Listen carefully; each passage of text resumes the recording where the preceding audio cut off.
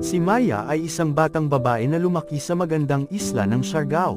Ang kanyang mga araw ay puno ng paglalakbay at kalayaan. Tuwing umaga, lumalangoy siya sa dagat ng Cloud Sham, kung saan nakikita niya ang mga magagandang alon.